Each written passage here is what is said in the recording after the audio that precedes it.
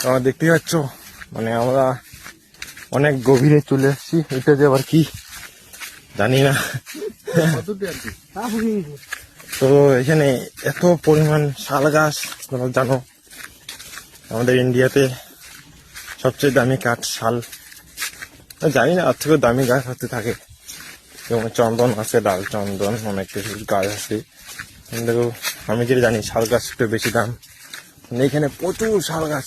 তো আমরা এখন যাচ্ছি বাড়ি। আমাদের এদিকে আসা হয়ে গেল 2 ঘন্টা হয়ে গেছে।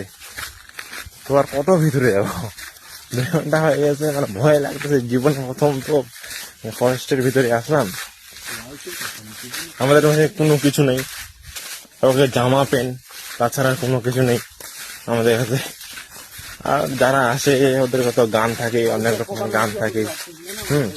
তা আমাদের কাছে কিছু নেই, আমাদের হচ্ছে পুরা নেংটা হয়ে আসছে আমরা। তার জন্য আর কি বেশি ভিতরে গেলাম না, ভয় লাগতেছে।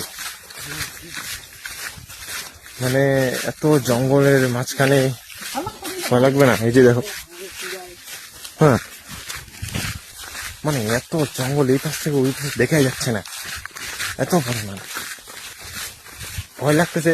মানে ভিতরে মানে হৃৎপিণ্ডটা যে আছে না, আমার হৃৎপিণ্ডটা ভেঙে টক টক টক টক করছে। তো কি আর বলবো, অনেক বড় ঝুঁকি নিয়ে আসছি আমরা এদিকে। হ্যাঁ, করার কিছু নেই, 2 ঘন্টা হয়ে গেল আমাদের প্রায় এদিকে ঘোরার ফরেস্টের ভিতরে। তো আমরা এখন যাচ্ছি বাড়ি।